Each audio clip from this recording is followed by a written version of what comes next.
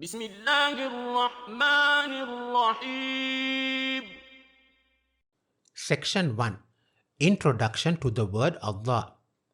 The first surah or chapter in the Quran is Surah Fatiha, and it has 7 ayats, referred to as verses. The first ayat of Surah Fatiha is Bismillahir Rahmanir Rahim. The first letter B is a preposition, usually translated as by or with. This letter or preposition B is followed by the word ismi and then by the word Allahi. Allah is translated as God. Now, how do we learn about Allah or about God? Allah cannot be detected by our physical senses. We cannot see or hear or touch or even feel Allah. So this brings up many questions like, is there a God? Or is Allah real? Or is Allah present? Why is it that we cannot see or detect Allah? Why has Allah placed us on earth? Is there a life after our death? Would we meet or see Allah after we die? Would this meeting or this seeing be a happy event? If there is a life after our death, then was there a life or an existence before we were born on earth? Questions, and more questions. Many of us who do believe that there really is a God also believe that we can get to know God by observing His creations and everything surrounding us. But then these observations confuse us.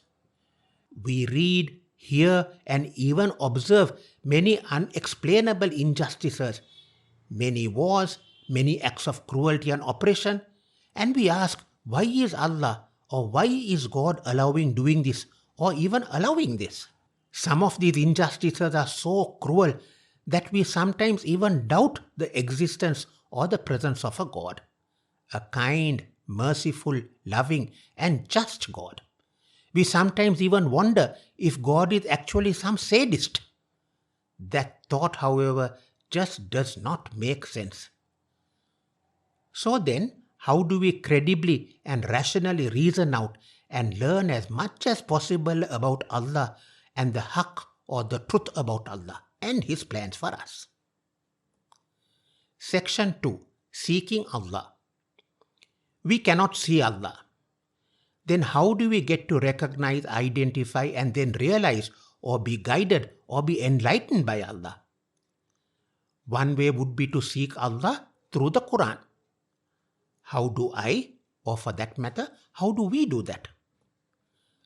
The word Allah appears 2699 times in the Quran.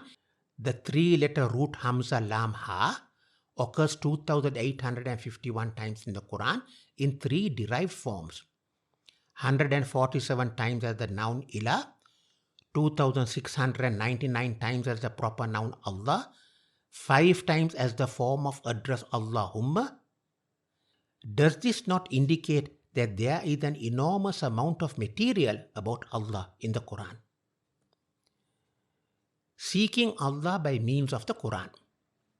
We humans are blessed with many physical senses. There are 5 basic senses such as the sense for sight, hearing, taste, touch, and smell. We cannot detect Allah by use of these senses. We need to actually perceive the presence of Allah. We need to rationally perceive or rationally work out the reality of a life after death.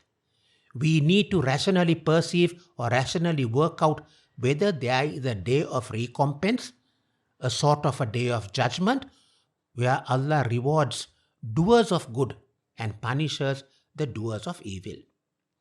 Rationally perceive or rationally work out as to what is meant by good actions and what is meant by bad or evil deeds. How do we do that? Section 3. Our senses and our faculties. There are 2 types of sensors or detectors that we human beings are blessed with. The first type of these detectors or sensors is what is associated with the animal kingdom. We refer to these as our sensors. All animals possess sensors, as these are vital tools for life. Just like all animals, we sense the physical world. The 5 basic senses are those of sight, hearing, touch, taste, and smell. There are other types of sensors as well. The second type of sensor or detector is what I refer to as our faculties. It is only us human beings who are blessed with these faculties. What are these faculties? These faculties are mentioned and described in the Quran. Some of these faculties are: number 1, sam'a, or the faculty of hearing; number 2, basara or absar, or the faculty of seeing; number 3, fuada or afida, or the faculty of feeling; number 4, qalb, or the faculty of the heart; number 5, sudur, or the faculty of the chest; and number 6, aql, or the faculty of intelligence or intellect. Through the Quran, Allah exhorts us to learn about these faculties as well as how to use these faculties.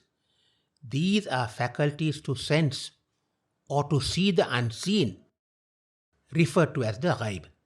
Brilliant, isn't it? There is an enormous amount of material in the Quran about these faculties. For example, the 3 Arabic root letters for sama, or the sense of hearing, is Seen, Mim, Ain, and occurs 185 times in the Quran in 10 derived forms. The 3 Arabic root letters for basar or absar, or the sense of seeing, is Ba, Sad, Ra, and occurs 148 times in the Quran in 10 derived forms. The 3 Arabic root letters for fuad or afida, or the sense of feeling, is Fa, Hamza, Dal, and occurs 16 times in the Quran as the noun fuad. The 3 Arabic root letters for qalb, or the sense of heart, is Qaf, Lam, Ba, and occurs 168 times in the Quran in 9 derived forms. The 3 Arabic root letters for sudur, or the sense of chest, is Sad, Dal, Ra, and occurs 46 times in the Quran in 3 derived forms. The 3 Arabic root letters for aql, or the sense of intelligence or intellect, is Ain, Qaf, Lam, and occurs 49 times in the Quran as the form 1 verb aqalu. Section 4. Seeking Allah by the means of His sifat. We cannot see Allah. Allah explains or describes Himself and the stories surrounding us human beings in the Quran. Allah describes these through sifat, also known as attributes or asma. Sifat is plural and the singular is sifat.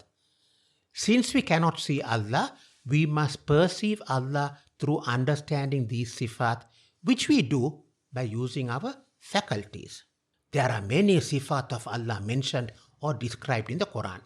For example, the sifat ar-Rahman, or the benevolent, the sifat of ar-Rahim, or the merciful, the sifat of al-Malik, or the king, the sifat al-Quddus, or the holy or the pure, the sifat of as-Salam, the peace or the source of peace and safety. There are many other sifat mentioned or described in the Quran. For example, Rabb and its derivatives appear 980 times in the Quran. Al-Mu'min and its derivatives appear 879 times in the Quran. Rahman or Rahim and its derivatives appear 339 times in the Quran. Huda and its derivatives appear 316 times in the Quran. Haqq and its derivatives appear 287 times in the Quran. Hakim and its derivatives appear 210 times in the Quran. Malik and its derivatives appear 206 times in the Quran. Al-Mutakabbir and its derivatives appear 161 times in the Quran. As-Salam and its derivatives appear 140 times in the Quran. Ar-Razik and its derivatives appear 123 times in the Quran. Al-Aziz and its derivatives appear 119 times in the Quran.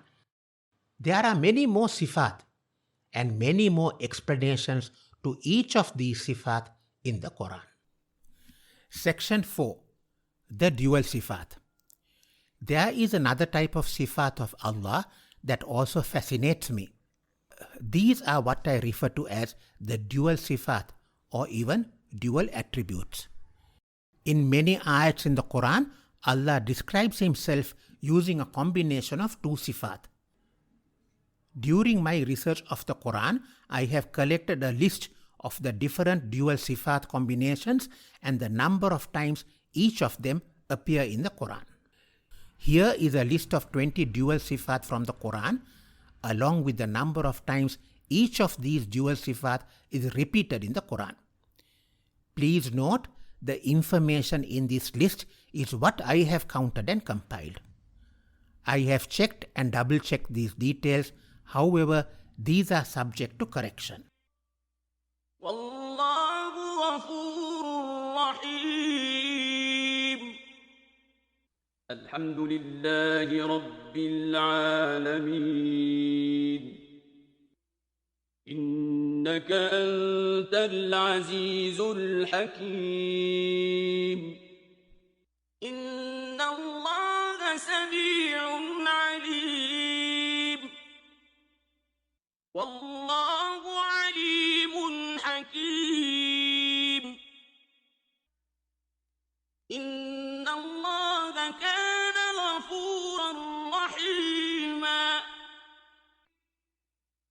إنك أنت السميع العليم.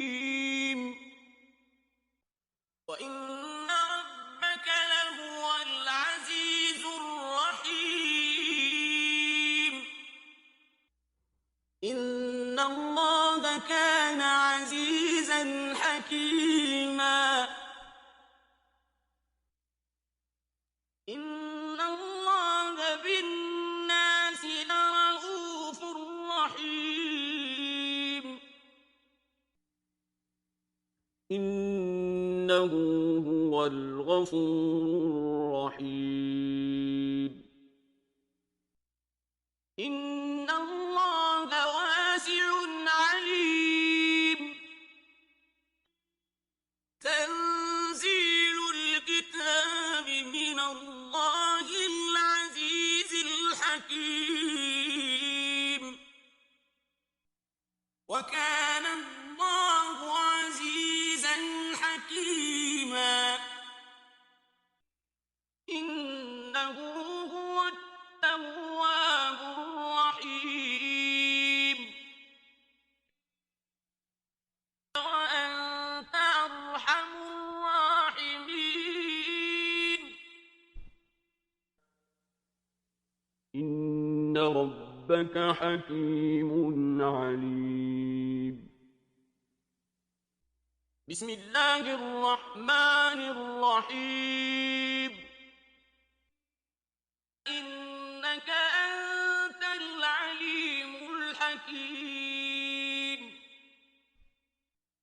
وهو الحكيم العليم.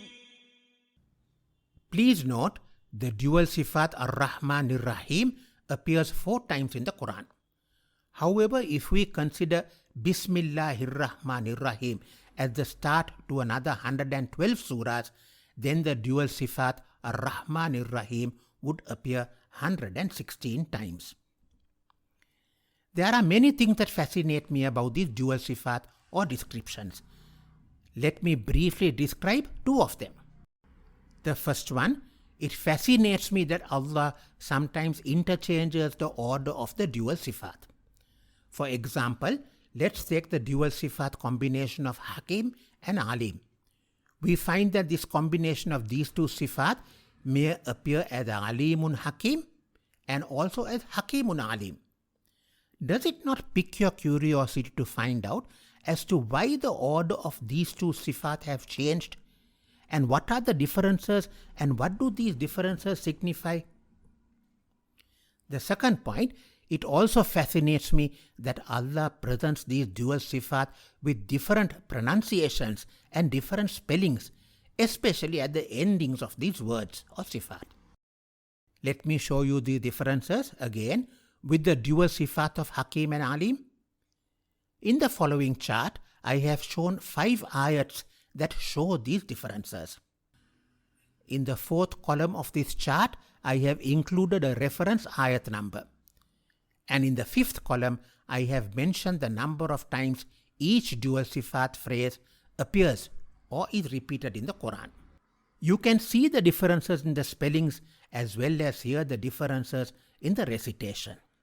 إن الله عليم حكيم إن الله كان عليما حكيما إنك أنت العليم الحكيم إن ربك حكيم عليم وإنك لتلقى القرآن من لدن حكيم عليم. Interesting, isn't it? What do these differences mean?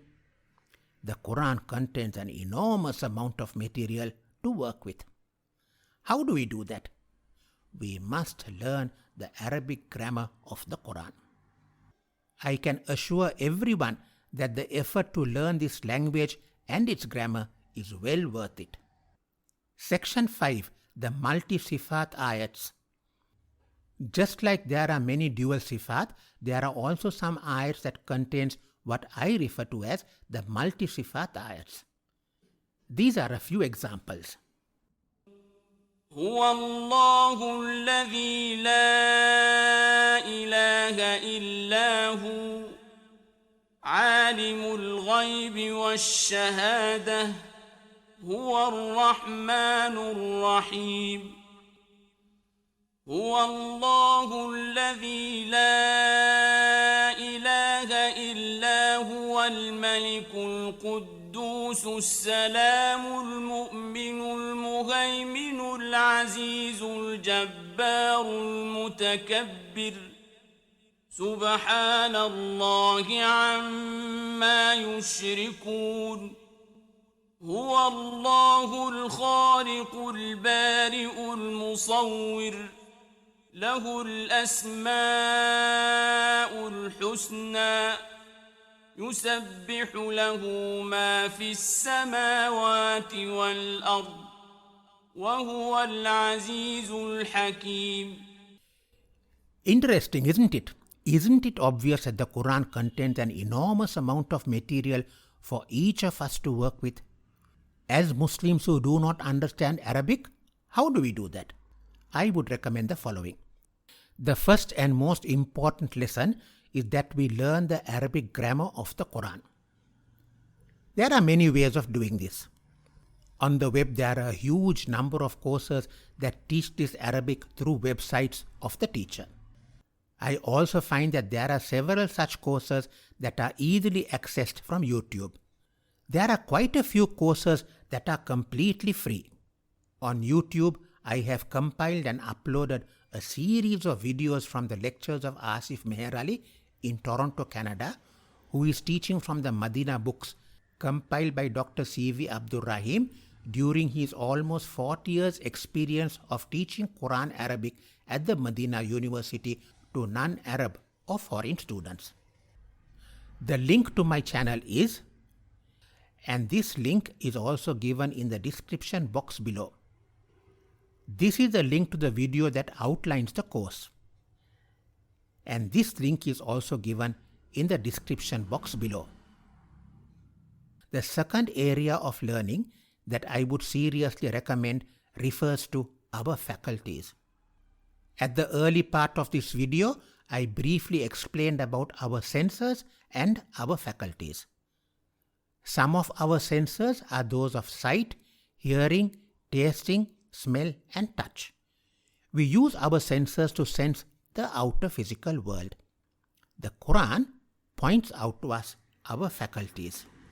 Some of these faculties are number 1, sama, or the faculty of hearing, number 2, basara or absar, or the faculty of seeing, number 3, afida or fuada, or the faculty of feeling, number 4, qalb, the faculty of the heart, number 5, sudur, the faculty of the chest, number 6, aql, the faculty of intelligence or intellect. These faculties are actually tools that we are provided with to perceive our unseen inner world. So here is the big question.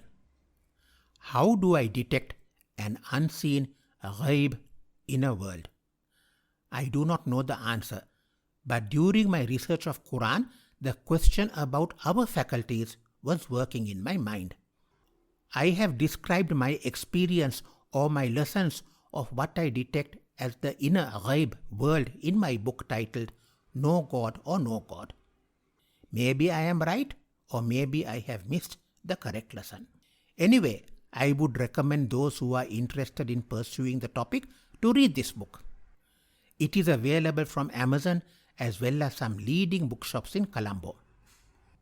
I also kindly request you all to give me your comments on this video and if possible on the book No God or No God.